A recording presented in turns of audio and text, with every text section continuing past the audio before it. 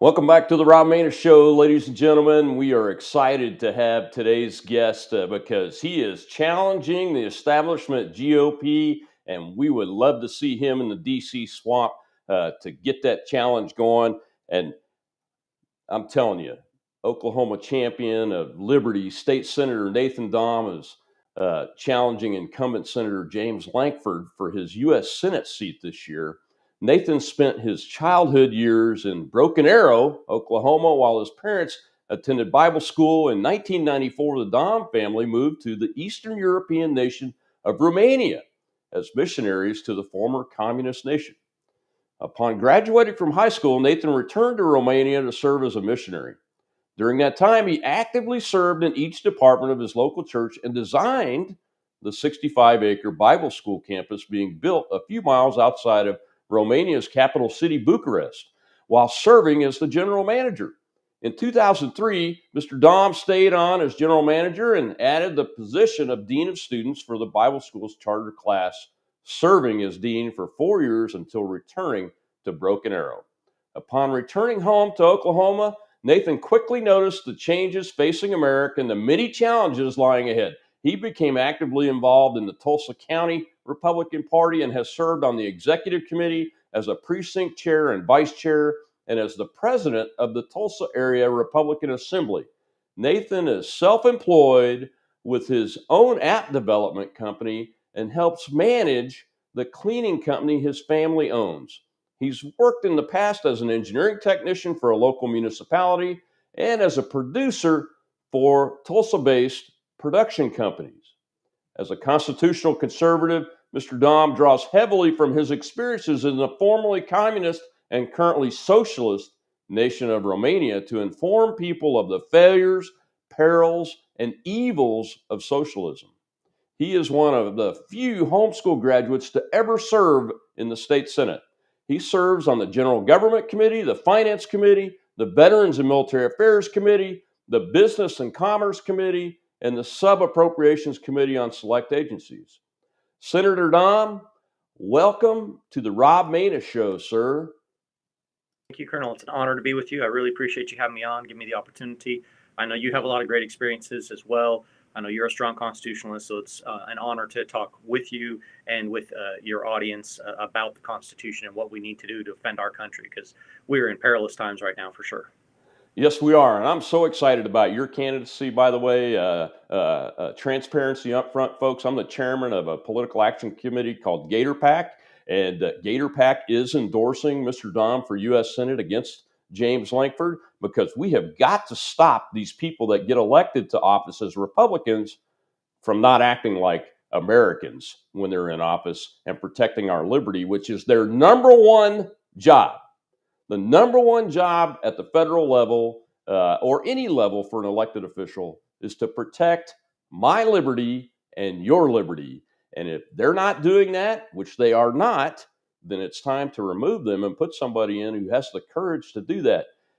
Man, I'm excited to have you on the show, Nathan. My best to you and your family. I really am interested in your background, but the first question I always have to ask a political candidate for a higher office is, why are you doing this, in your own words? Absolutely. I mean, that's the best question to ask because so many people get into running for office, being a candidate, because it's all about themselves. That's what their focus is. We see that time and time again. For me, the main reason is my wife and I, we prayed about it. We felt like this was the next step in where we could best serve the people of Oklahoma, the people of this country. That's the main reason that we actually got into this specific race. But the reason that I do what I do, whether it's my current position in the state Senate or in this campaign for U.S. Senate, is exactly what you said. And I'm not just saying it because you said it. You can go and you can look at anytime I get an opportunity to speak, as I've traveled throughout the state of Oklahoma, not just in this campaign, but in my entire time of service, I have always made it abundantly clear that the Declaration of Independence is our birthright document. That is what created and formed these United States of America. That's what it says, these 13 United States of America. Now, I'm a strict constitutionalist, but I go back to the Declaration because that's our founding document. And in that document, right after it says life, liberty, and the pursuit of happiness, it says that to secure these rights, governments are instituted among men. Just as you said, that is the primary main focus of every level of government. If government has been instituted, whether it's your school board, your city council, your state legislature, your governor, the presidency, the Supreme Court, whatever the case might be, if it is a government that has been instituted, then it has a responsibility to secure our rights. So that's why I'm in this race. That's what I'm doing right now as a state senator. I'm first and foremost about defending rights, especially those rights that are enshrined in the Constitution, that are given to us by God, but protected by the Constitution. Great answer. You could tell because I said it first, but I really believe that. That's the reason why I'm excited to have you on. Is that very few candidates for the U.S. Senate or the U.S. House have the courage to stand up and shove it in their faces when they announce against these establishment incumbents and say you're not doing your job, and here's the job you're supposed to do. And it's very clear in the Declaration of Independence and in the Constitution of the United States to secure our liberty and prosper posterity. That's it. Period. National defense is listed in the Constitution. It's there for one reason: to secure our liberty. And Absolutely. that takes me to my next standard question for especially a U.S. Senate candidate. Can you win, and how are you going to do it? Oh, absolutely, we can win. If you would have asked anyone that about a year ago, they would have said no, the incumbent is untouchable. But more and more people have seen some of the missteps that he has taken, the stances that he has taken that are out of alignment with what the majority of the people of Oklahoma want. A lot of people don't realize some of the other stances that he has taken over the years, whether it's supporting amnesty and not just supporting it, but actually pushing for it and promoting it. Whether it's, he's gotten involved in a lot of this woke nonsense of trying to rename the military bases or replace Columbus Day with Juneteenth, or some of these other things that he's been involved with, bowing the knee to the woke cancel culture mob, or even the out of control spending in Washington, D.C. It's not enough to have Republicans take control of the U.S. Senate. We need conservatives to take control of the U.S. Senate, because right now one person is stopping the out of control spending in D.C., and that's a senator from West Virginia, a Democrat that is stopping it. Well, what happens when Republicans take control and they want to be putting us trillions of dollars in debt? We can't have these rhino establishment incumbents that are just going to keep voting to spend us into oblivion. Most of what they spend the money on is unconstitutional, it's unsustainable, it's immoral. We need actual conservatives that will stand up and say no. Even with recent polling, it has shown that the incumbent has constantly lost pretty much every new poll that they do. He's lost about 10% of the voter base. So he's very close to being underwater, actually in support within the Republican primary electorate. So absolutely, we can have a path to victory. I have the proven record. I'm the only candidate in this race that is actually a proven conservative. And the other thing that I like to tell people is that, all these candidates, and people have seen this, I'm sure it happens in your state as it does in every state, they all campaign as conservatives because talk is cheap. It's a whole lot harder to walk the walk. And what I like to say, the hardest thing is to actually fight the fight. And I have actually led the fight on numerous things of not just saying I'm pro-Second Amendment. I actually got constitutional carry passed here in Oklahoma. Not just saying I'm pro-life. I actually passed the law that would say that no money, no government money from cities, counties, universities, no government money can go to Planned Parenthood. So I don't just say these things. I've actually done it and advanced liberties and protections here in the state of Oklahoma. That's what we need, is somebody who will stand up and fight, not just talk the talk, not just give nice floor speeches and then work behind the scenes to try to stop conservative measures. We need somebody that's actually going to fight for us, and that's what I've proven to do. I think that's what people want. I think that's what they liked in President Trump. He was a fighter. I think people want somebody that will actually stand up and fight, whether it's fighting against the media or fighting against these rhino Republicans. I know you've been willing to do that, to call them out. I think that's what people really want. So we are very excited about this race. Well, we see the consequences when the rhino Republicans, former Democrats, many of them, like my first opponent, Senator Bill Cassidy, when they win, and the people of that state or whatever district their voters don't listen to the folks that have very good backgrounds, very good records, not necessarily in politics, usually long careers, but then if the voters don't listen, you end up with a guy like Bill Cassidy, who voted to convict Donald Trump in his second impeachment, on a totally false charge, even more false than the first one, in my opinion. So, those folks are not protecting our liberty, and you are right to step up. But your party can't be very happy with you, right, Nathan? Well, they haven't really for the last several years, because even when I've been in the state legislature, I have not just towed the line with establishment. I give example after example of when I've stood up to Senate leadership. For instance, several years ago, we had a revenue shortfall here in Oklahoma when oil and gas had bottomed out again. And so the Republican leadership solution was to raise taxes. Even though they all campaigned on lowering taxes, even though they all campaigned and said they would not vote to raise taxes, all of a sudden they found themselves in this position where it was okay to raise taxes. And so they had advocated for a $500 million in new taxes rather than cutting spending, rather than doing reforms that were necessary. In fact, they came up with this plan where they were going to do 3 reforms and raise taxes for $500 million. They ended up dropping off all of the reforms, never did any reforms, but they raised $500 million in taxes. Now, I stood strong the entire time. I voted no on every tax increase. I said, no, I'm not going to support this. And they threatened me. They said that, hey, if you do these types of things, you will lose your chairmanship. You will lose your leadership position, because I was an elected whip within the caucus. And I said, well, I'm not up here for the title. I'm not up here for the title of chairman. I'm not up here for the title of whip. I'm up here to stand for my people. So I voted no on every single one of the tax increases, stood strong against it. We stopped it for several months. Eventually, they cut a deal with the Democrats, got the Democrats on board to give the Democrats, some horse trading deals in Yeah. exchange for the taxes. The Democrats were voting no because they wanted higher taxes, and so they were able to cut a deal with the Democrats. They got the tax packages passed, and then they removed me from a chairmanship.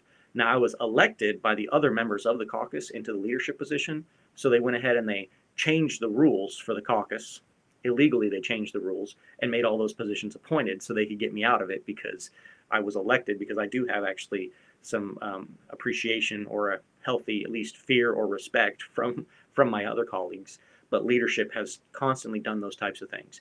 So I lost my chairmanship. I'm not up there to be a chair. I'm up there to stand for the people. But they do these insider games, and we need somebody that will stand against those games, not play those games, that will vote no on the debt ceiling increases, that will vote no on the Yeah. continuing. And I've proven that I will do that no matter the consequences. Yeah, we need more of that. If every Republican had stood up and stuck to the principles they probably ran on in the state legislature in Oklahoma, those tax increases probably wouldn't have. Well, they wouldn't have passed.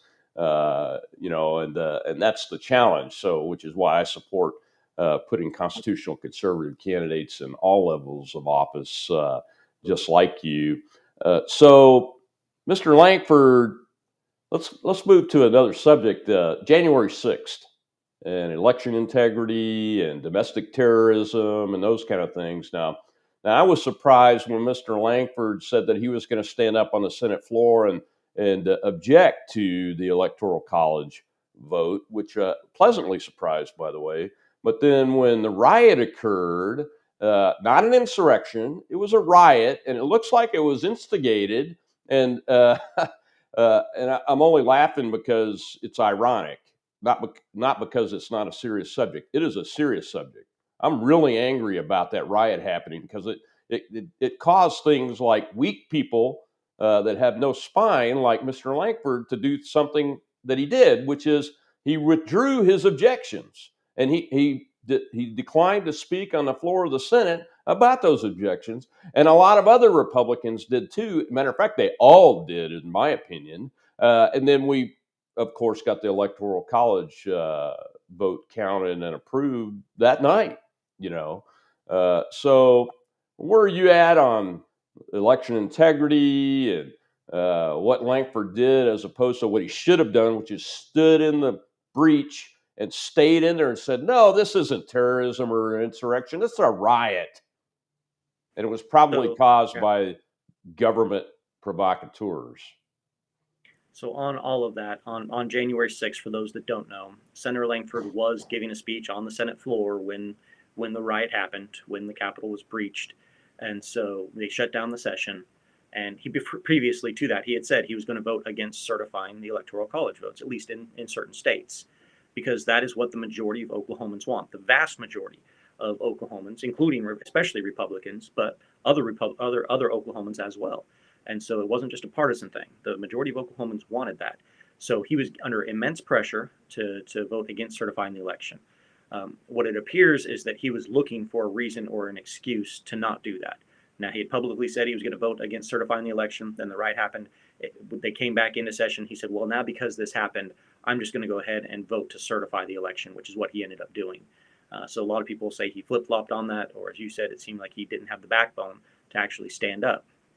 The truth is, with the Electoral College vote, the Constitution says that the state legislators set the method for choosing electors. And we saw in numerous states that was violated. We saw states where the ballots had to be postmarked by a certain day, and a judge said, well, I'm going to extend that date out 3 days. Well, a judge is not a member of the legislature. A judge cannot just change a law that is passed by the legislature. So the constitutional method for this was not followed in numerous states. So whether or not a riot happened, no matter what else could have happened that day, I would have stayed consistent, which I said even before January 6th happened. And on January 6th, I was actually giving a speech at the Oklahoma State Capitol, and I said if I was in Washington, D.C., I would vote against certifying the election because they didn't follow the constitutional parameters. So I would have stayed consistent in that. I would have voted against certification. On election integrity overall, absolutely I support the calls for a forensic audit. I've actually filed a bill here in the state of Oklahoma to do a forensic audit of our elections. I've called for more election security measures, even though Oklahoma has done voter ID and we have secured some things. But a lot of this is issues that has to be fixed at the federal level. Because, if Oklahoma has voter ID and Colorado keeps doing universal mail-in voting and continues to cheat in that way, that it dilutes or steals away from the votes of the people of Oklahoma that are doing it the right way. So I have been a constant supporter of election integrity. In fact, after the November election, within 3 weeks, I filed several election integrity bills to try to rein in the out-of-control issues, even in other states. And so I've been working on this for before anybody else, before it even became popular to talk about it, because I've seen it. I mean, having lived overseas, I know that old adage from, I think it was Stalin, that said, I don't care who votes, I care who counts the votes. And so we know Exactly. Exactly. That, there are three issues outside of the constitutional issue, and that's the most important one. Why the Electoral College vote really should not have been certified, and the proposal for Vice President Pitts to not not count those votes, but to ask those states to take another look at them because of these judicial decisions that were extra constitutional. That is perfectly within the deliberative process of their electoral college. I know we like instant stuff in this country today, but if you had asked a founder, I guarantee you a writer of the Constitution would have said, absolutely, sure. If there's a question in a state as to the method of the choosing of those electors, and if it was against the constitutional requirement, then that state's votes should be looked at again and questioned to ensure that those electoral college votes either can be counted properly, or whether there should be another election, or whether they should be thrown out. That's a deliberative constitutional process, and vice presidents are not ceremonial in that, in my opinion. And that's the most important reason why I think that people like Lankford should have gone ahead and objected to this electoral college vote.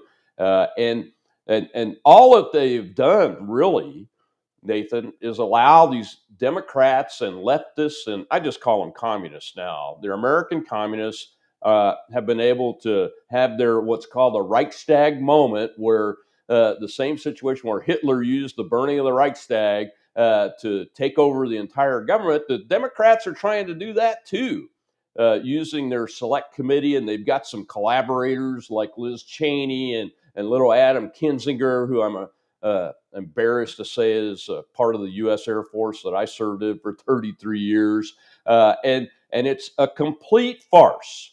It's extra constitutional. It has been given powers that are not supposed to be in the legislative branch. and it's a complete farce. And they're making a farce of the investigation. I don't know if you saw that Kinzinger came out defending Ray Epps, who's the only American citizen on tape January 5th and 6th telling people to go into the Capitol. And he's doing it from Capitol grounds on January 6th. So he's breaking the law, but Kinzinger has the guts to say he's not breaking the law, and we appreciate him coming to talk to us. Well, I call bullshit on that.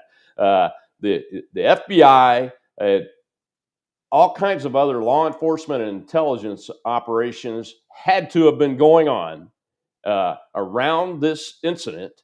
And my question for you, and I ask this of everybody now that's going to the federal Congress, is will you take some action to try to file a bill to force communications between the senior legislative decision makers like the Speaker of the House and law enforcement and Homeland Security and all of those things when it comes to the security of the Capitol to be forced to be able to be made public record? Because right now you can't do a Freedom of Information Act request for that information, and they won't release it. And that's how the Capitol Police are withholding 14,000 hours of videotape that shows for a fact that it was not an insurrection, that most of these people were peaceful, and likely shows that the police were using brutal tactics, and that may have even caused the death of at least one woman, and did cause the death of another woman, who were unarmed, peaceful protesters by the standard of 2020 anyway.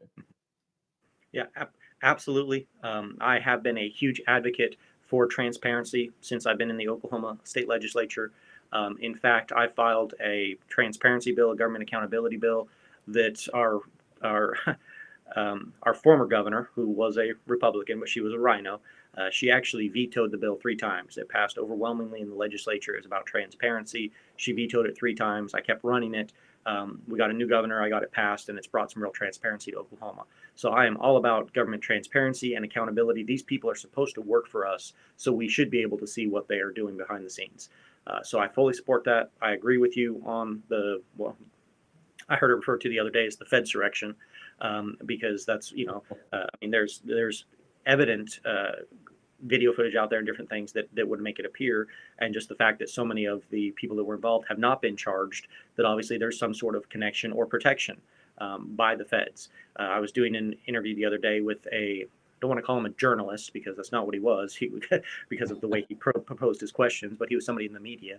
And he said, well, there's hours of footage that show that these people are guilty. And I said, well, and there's, thousands of hours of footage that have not been released that could show that they're innocent. And he's like, well, that's ridiculous. We have it on footage, on video footage. You can see exactly what happened. I said, well, if you want to make that argument, I said, obviously prosecutors will edit footage. They will use select clips of footage, because we just saw that in the Kyle Rittenhouse case, where that prosecutor was manipulating footage and using select portions of footage to try to prove guilt for somebody that was obviously innocent, when we saw all the video footage that was available. So yes, there's thousands of hours of footage that should be released that will show the true picture of what happened on January 6th. It was not an insurrection, absolutely not. It was, you could make the claim that it was a riot, but you're going to have to see who started it, who initiated it. Yes, there was some violence. Yes, there were some people that were harmed and injured, but so far, like you said, the one woman that was murdered was unarmed, and it was totally unnecessary that she was shot and killed for her actions or the actions of anybody else on that day. But it seems very apparent that the feds were highly involved in what took place that day and trying to instigate it from the get-go. Yeah, and I understand. I don't support anybody that broke the law.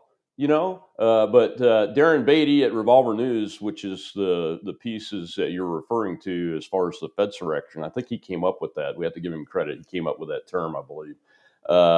He actually shows, and so has Tucker Carlson and several other media outlets have shown the video of Ray Epps whispering in a young man's ear at the time that the riot part of this process really started, which was the first removal of police barricades out on the lawn of the Capitol. And that young man that Epps whispered in his ear is the first one, along with one other person, to go up and remove a barricade. So that really gives me question as to what is going on, and we should be able to get access to all communications, because people in the select committee are accusing President Trump of not being responsive, when we know for a fact from Kash Patel, who was the chief of staff for the Department of Defense at the time, that the president made available 20,000 National Guardsmen on that day. We know it for a fact, even though the big media they already are out there trying to say, no, they didn't do that.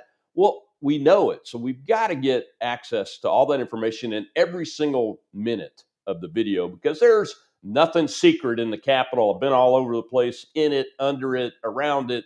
There's nothing secret about their security measures, except for who the hell wrote the policy that a Capitol police officer could shoot a woman in the neck when she's unarmed, even though she is coming through a broken window that she didn't even break. Somebody else beside her broke, and she's surrounded by police officers behind her. Now, I want to see the policy that enables that, but I can't get it because Pelosi says, no, it's a legislative deliberative process and you're not allowed to see that. I understand the legislative process, but we need to be able to see information about the operational control and decision making about the security of that Capitol, especially on that day, and all the communications between all of the officers, regardless of what organization they were from, and between the officers and the political leadership, with Nancy Pelosi and the mayor of DC. All of those things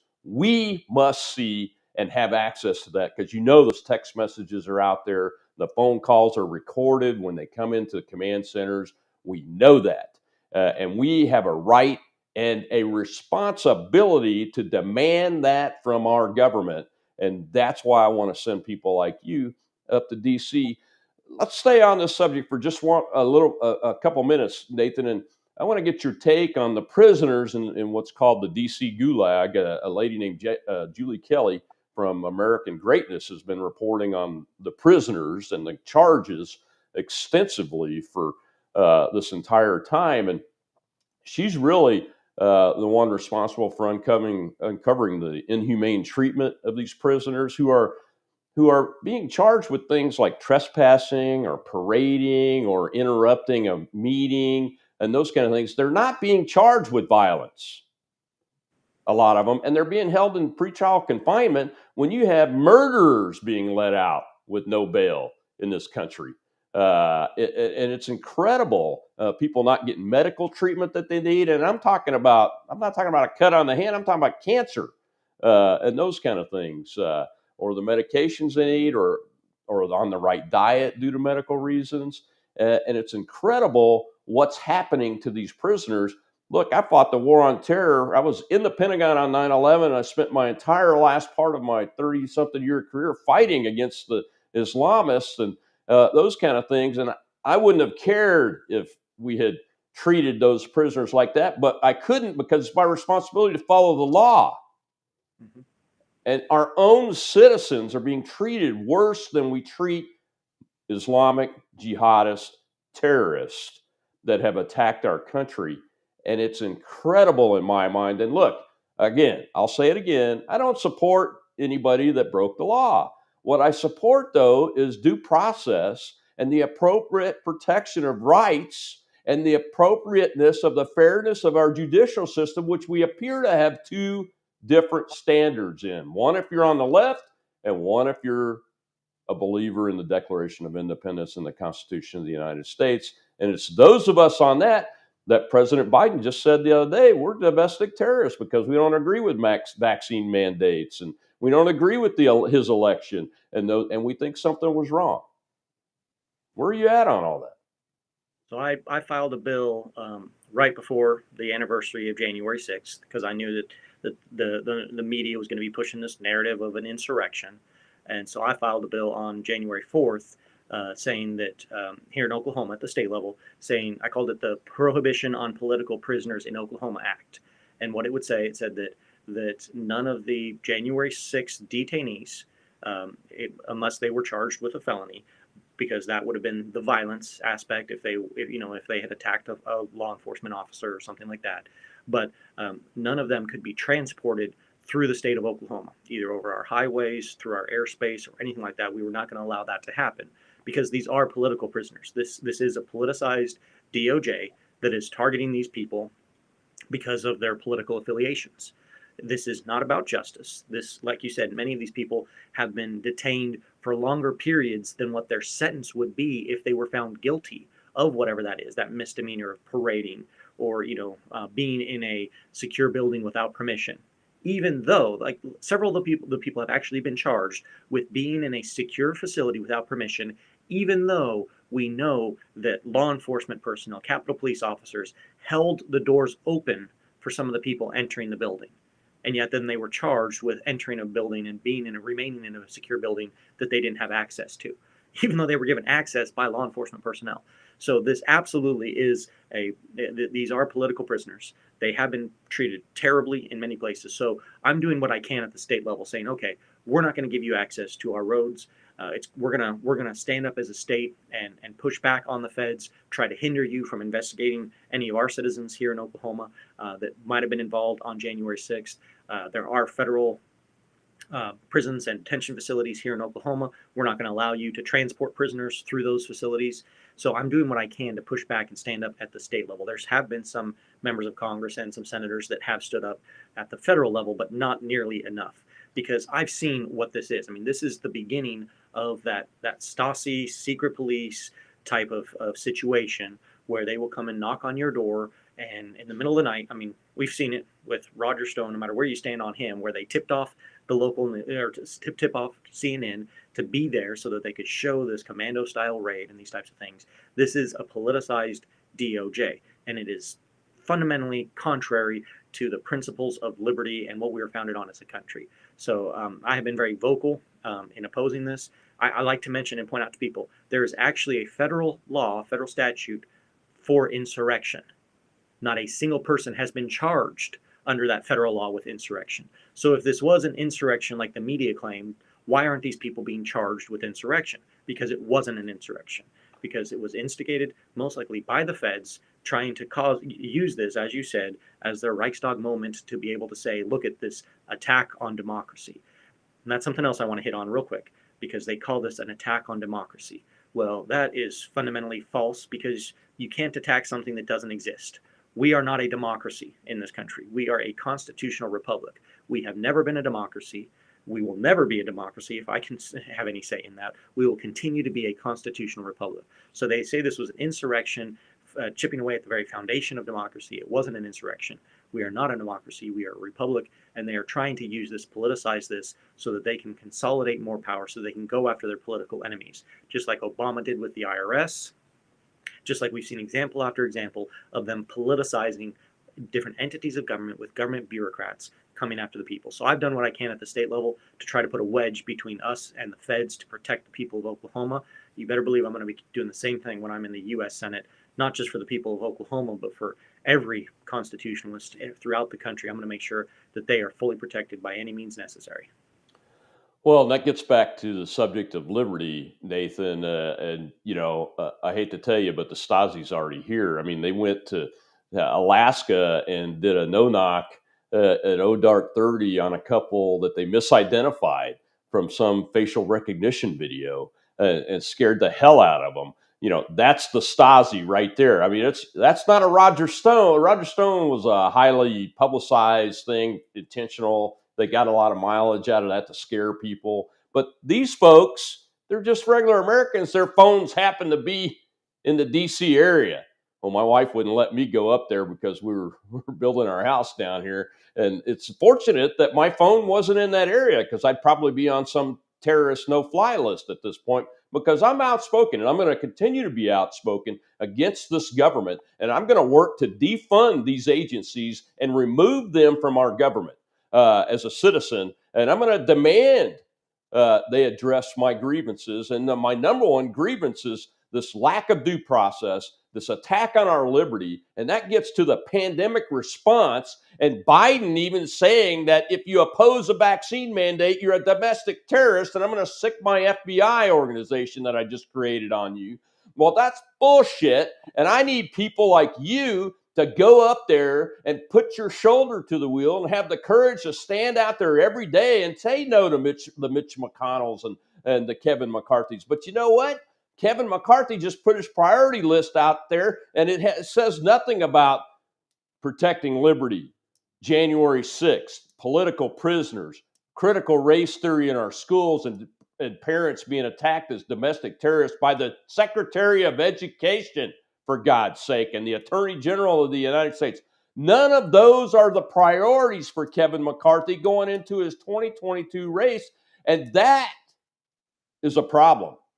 Those should be number one. And the stopping vaccine passports and these types of attacks to turn this country into someplace like Australia is now, or worse, the old Soviet Union or Nazi Germany. I'm going to work till the end of my days to prevent that from happening and to remove people like this from our government. Absolutely. I'm going to work right there alongside you. As you talked about in my bio and my background, I've lived in Eastern Europe. I've seen it. I know people that had family members taken in the middle of the night by the secret police. I know people that had family members in the main square when the revolution happened, when they finally deposed the dictator, that had family and friends that were killed by the secret police during that revolution, when they were able to remove communism finally and to remove their dictator. So I've seen this, and so I've seen the long-term results of that. When we first moved over to Romania, one thing that was surprising was we noticed that our apartment was on the 7th floor, and every time we'd go through the main door to the apartment complex, we'd see somebody looking through the peephole on the 1st floor apartment. And we asked somebody about that. We're like, is it just kind of a nosy neighbor type thing? And they said, oh, no. The 1st floor apartment was always given to the member of the Communist Party because they were the informant. So they would be able to watch everybody coming in and out of the apartment complex, and they'd be able to spy on them. They'd keep tabs on all of them, and they'd give reports to the Communist Party. So they created this spying on your neighbors, this distrust of your neighbors, this whole system and scenario. So I've seen that. I've experienced that. I know what that's like. And that's what they are trying to do. They are trying to, Marxism is all about class warfare. And it's generally about trying to say those that have versus those that have not. The poor versus the rich. The problem is that that's never worked here in America, because even our poor here are some of the wealthiest people on the planet. Even those that, we do have a huge middle class, even though they're trying to destroy the middle class. They are still trying to make that class warfare based on financial status. But yes, we have the super rich here, then we have the ultra rich, and we have the rich, and we have the very wealthy middle class, and the well-to-do middle. I mean, we have so many different classes. If you want to separate it into classes, they haven't been succeeded in doing that. So now they are trying to do a class warfare by separating us into the vaccinated versus the unvaccinated.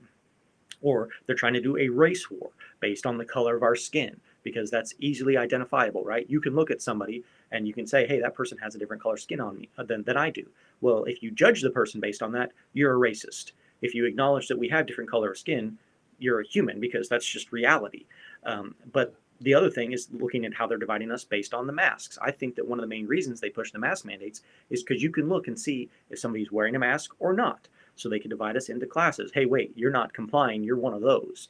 And so we can see that they are trying to cause this separation. They are trying to cause a race war, or whatever the case might be, because they are trying to tear down our country. That's what Marxists have always been about.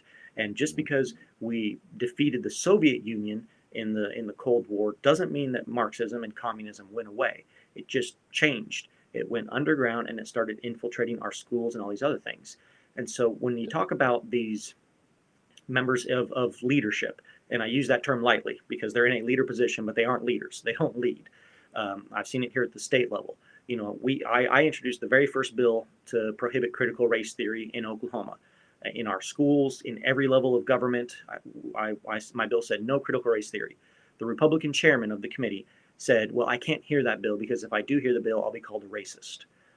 My response to him was, well, I don't know where you've been living the last 3 years, But if you're a Republican, you're already being called a racist. No matter what you do, Yeah. everything is called racist. That's the main terminology that the left likes to throw out there.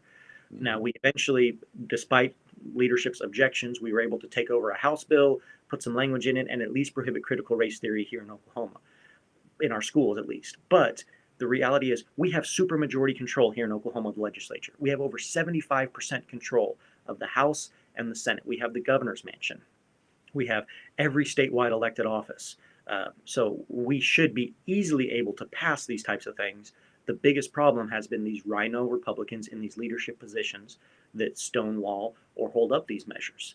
And I'm tired of it. And the thing that I tell people is that these rhinos, they have this mentality, and they actually say it publicly sometimes. They say that's not the hill to die on.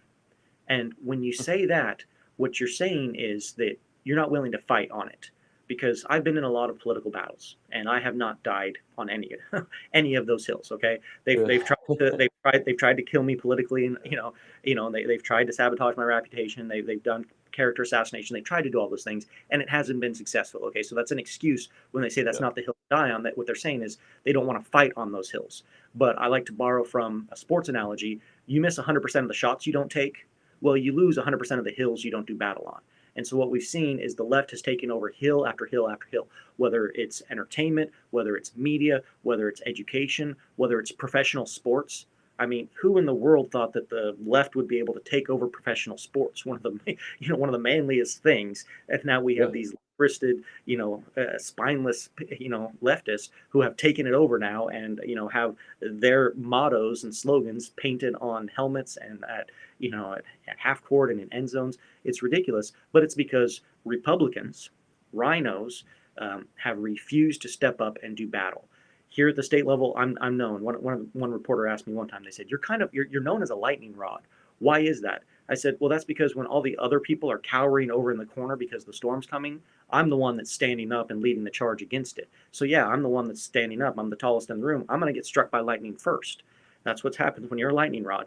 But we need Yeah. people that are willing to stand up and push back and fight these battles on every hill.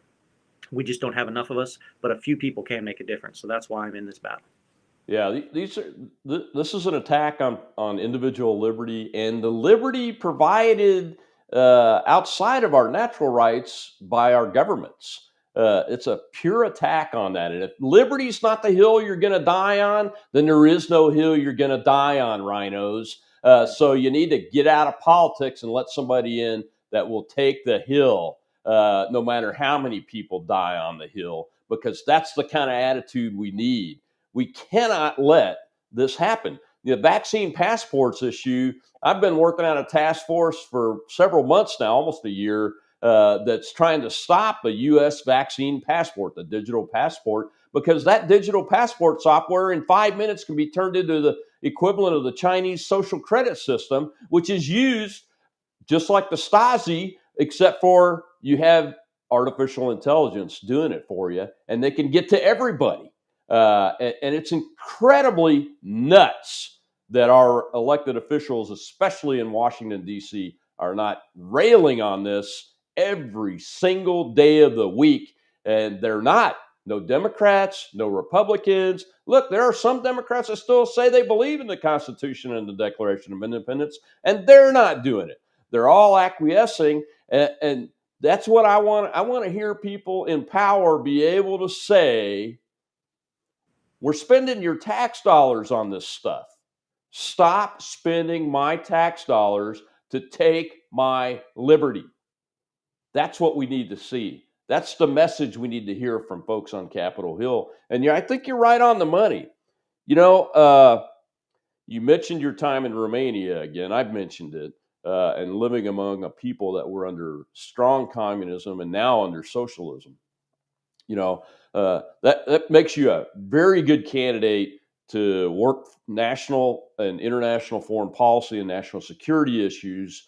And I'm glad you're on the Veterans Committee, because then you could be also you're experienced in national defense and the Department of Defense, the Armed Forces, and those kinds of things, and the issues that our soldiers, sailors, airmen, Marines, and Coast Guardsmen face today, which are many, not to mention the woke issue and communist Marxist policies that are being used within the U.S. military. But what's your approach going to be at the national level as a senator and on foreign relations? China, Taiwan is an issue. Russia, Ukraine. Biden shows nothing but weakness. He's the Neville Chamberlain of the 21st century. I said that about Obama, but really it was Joe Biden pulling the puppet strings of national security in the Obama administration, in my opinion, based on what I'm seeing today. That's unacceptable. We cannot allow this country to get dragged into another world war where millions of people are killed, and even more than what happened in World War II. Absolutely. I fully agree with you. One thing that I know as a student of history, having lived overseas with these things, is that bullies, whether it's an individual or a country, the only thing they understand is strength. They understand somebody that's willing to stand up and just say no. You don't have to throw a punch. You just have to have the capability of doing that, or be willing to stand up, because bullies are cowards. That's what they ultimately are. They are weak, they are scared, and so they try to project strength, but they know that they don't have it. And so we need to be able to project strength, not weakness. And Biden has always projected weakness, whether he was VP or when he was a U.S. Senator. Obama projected weakness. And what that does is that empowers and encourages and strengthens our enemies, because they sense that weakness, and then they will take the opportunity to prey on other people that don't have the strength or the capability to stand strong. So I fully support having a strong military. I support, supporting our allies with military equipment, with intelligence, those types of things. I have no problem stating that Taiwan is a separate country. I know that hasn't been the policy of the United States, but I have no problem saying that because they are. In fact, sometimes I'll refer to China as West Taiwan, just because I know the Chi-Coms don't like that. I've visited Taiwan, so I know that they are a strong ally of ours, but we cannot allow ourselves, like you said, to get dragged into another war because of weakness. We have to be able to show strength, and so in order to do that, we have to have a strong military. Kind of going back to what we talked about a little bit on these vaccine mandates, I believe that one of the reasons that they are forcing this vaccine mandate upon the military is to try to purge out those conservatives that would not comply with unconstitutional measures. And so those conservative members of the military are saying, hey, this isn't constitutional. I have a religious objection to this, and I'm not going to do this. And they're trying to purge those people out, because throughout history, we've seen that if there's people in the military that are willing to stand up for the people and for the Constitution, that's not what tyrants want. They want fully compliant law enforcement or military forces. So I think they're trying to push out those conservatives out of the military because they don't want people that'll stand up against unconstitutional dictates, but they also don't want people that'll stand up and say, this is the wrong path we're going. We shouldn't be focusing on this wokeness, LGBTQ crap in our military. We should be focusing on strength and projecting strength and upholding the Constitution. So many of these things are tied together in how they're trying to gut our military for all kinds of potentially nefarious reasons. Primary one being that I believe that obviously Biden and a lot of people in our federal government are compromised by the Chinese. They are more beholden to the Chinese than they are to the American people, and that's a disgrace. Yeah, you mentioned professional sports. The NBA is completely compromised by the Chinese. If a player speaks out Uh, against China, they're attacked immediately by their Not own. completely. Not Uh, completely, because there's Enos Cantor Freedom. He's the only one that's actually calling yeah, them out, calling out LeBron. But yes, well, overall, vast well, majority there's of one or people, two. There's one or two guys that yeah, have guts, but but most are just totally beholden to China. Yeah, they're totally beholden to China. So I'm glad you have those positions. And you know what? If you have to have good, strong, logical, reasonable national security positions in order to take these leftists on, these American communists that are trying to drive our foreign policy into one of weakness. And the frightening thing about it is with the Afghanistan withdrawal debacle, which didn't have to go that way. And I supported the withdrawal completely when President Trump put it on the thing. It was way too late. But that debacle didn't have to happen that way. And every one of our adversaries and near peer competitors looked at that, and they're watching that. And now they know that this person in this office and his team are so weak, nothing will be done except for a lot of bluster if they take action. And I think you'll see China and Russia start making some movements here after the Olympic Games, which we shouldn't be participating in, nor any other free country's athletes be participating in. But unfortunately, they'll probably get away with it unless the pandemic stops the games altogether. Well, Nathan, thank you so much for joining us today. Tell folks how they can find you online and donate to you and those kind of things, and then I'll let you go because I know you're very busy. Well, I appreciate you having me on. I appreciate everything that you've done. I know you've been leading this fight and for liberty for a long time as well. So I do want to recognize that and appreciate what you're doing. Thank you. People can reach me on all social media platforms. Just search at Nathan Dahm, NathanDahm. It's right there on the screen.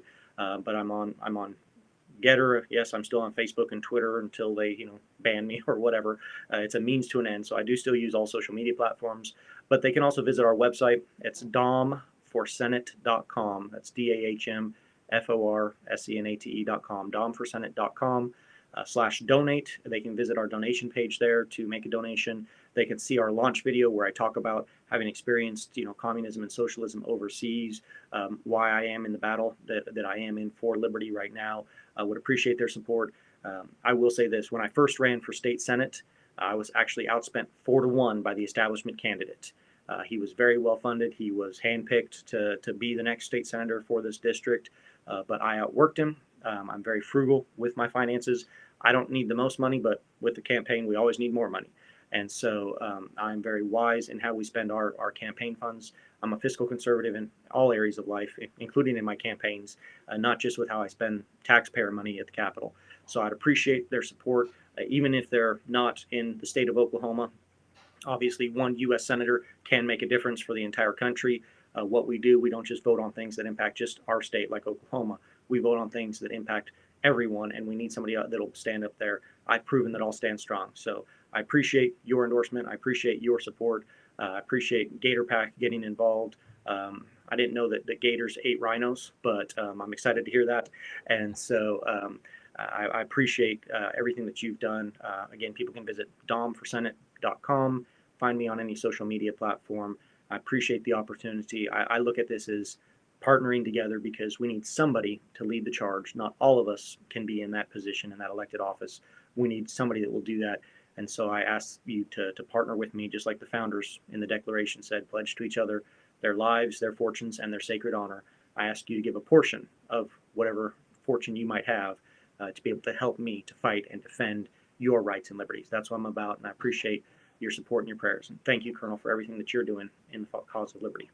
Well, good luck in this campaign, and we're certainly pulling for you here because you are a lightning rod for liberty, and that's a good that's a good place to be. Stay that way, even when you get there, and I believe you can get there, and you will get there if the American people and the people of Oklahoma see through the rhino facade of weakness. Thanks a lot, Nathan. We appreciate you having you on, and good luck out there. Thank you. God bless. Well, ladies and gentlemen, that was State Senator from Oklahoma, Nathan Dahm. Great show today.